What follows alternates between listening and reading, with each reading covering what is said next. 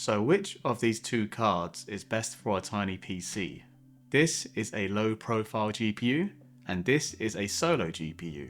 At the moment, if you are looking to build a super tiny PC with current gen graphics, then it would be one of these two size GPUs. Obviously, you can build a small PC using a full size GPU, but these two GPUs are specifically made for even smaller PC cases. The GPUs I have here are both RTX 5060s, one by Zotac and the other one is by Gigabyte, and both have 8GB of VRAM. They are both completely different in design, with the solo GPU being slightly wider, shorter in length, and just like the name for the type of card it is, it has a single fan for cooling. The low profile GPU is almost half the width of the solo GPU, hence why it's called low profile. Both GPUs are pretty much identical in terms of specs, although the Gigabyte low profile does have a slightly higher core clock of 2512 MHz. I don't think performance is going to be that different.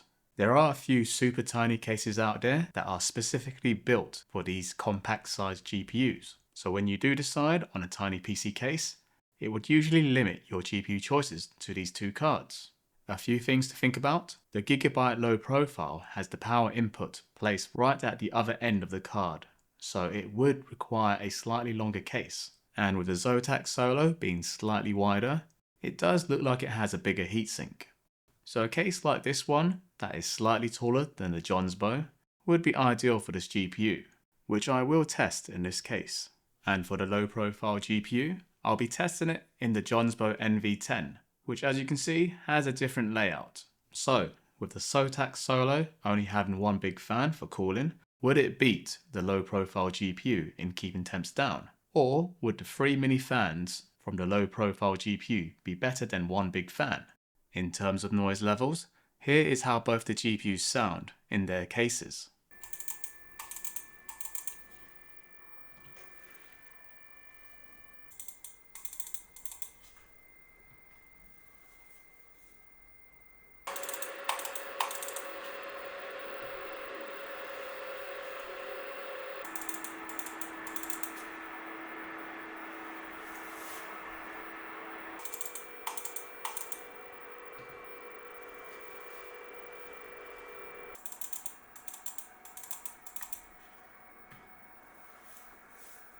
Out of the two cards, the solo GPU produced the least noise, which makes sense as the low profile GPU has 3 fans, meaning more noise. You can really hear the difference between the two GPUs under load, especially when both GPUs are undervolted.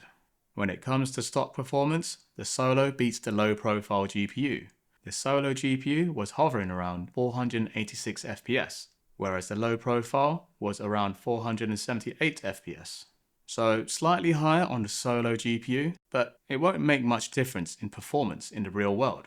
Interestingly, the low profile fan speeds were at 4400 RPM, almost double that of the solo GPU, which was at 2400 RPM.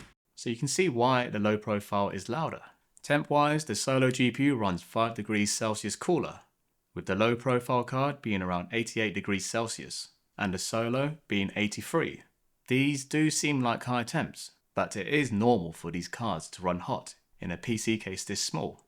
But for my own peace of mind, I like to keep my GPUs cool and undervolt them for these tiny PC cases. So I created a performance undervolt for both GPUs, a undervolt that would either match or perform better than a GPU stock settings, and will require less GPU power and provide lower temps. Both GPU temps are much better than their stock settings, with the low profile shaving off 9 degrees Celsius going from 88 to 79, and the solo going from 83 to 77. Both GPU fan speeds remain the same, but the GPU power usage has gone down from 145 watts to around 123, and both GPUs gain a little more FPS than their stock setting.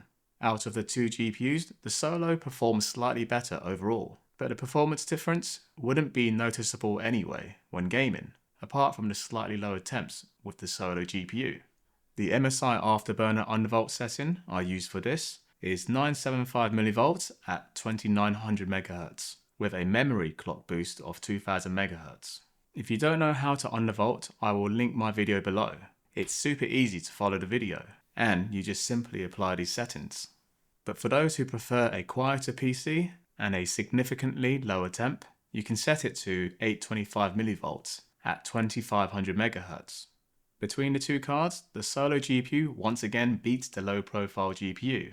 Temps for the low profile were at 69 degrees Celsius, whereas the Solo was at 64. Either way, both GPUs managed to lower temps by minus 19 degrees Celsius compared to their GPU stock setting temps. In terms of fan speeds, the Solo GPU was half the speed of the low profile GPU, and both GPUs took a hit on FPS, although the Solo did have a slightly higher FPS than the low profile GPU. So the Zotac Solo GPU does beat the Gigabyte low profile overall, but the margins for performance are little to really make any real difference in gaming. However, the Zotac Solo GPU does have the upper hand with slightly lower temps and fan noise compared to the Gigabyte low profile. So if you want a quieter PC, the Zotac Solo would be the one. But both cards are a great choice if you particularly want to build a small PC, with cases that are specifically designed for these cards. And you actually might end up choosing a particular GPU over the other based on the PC case design. Anyway, links to everything are in the video description below. Thanks for watching.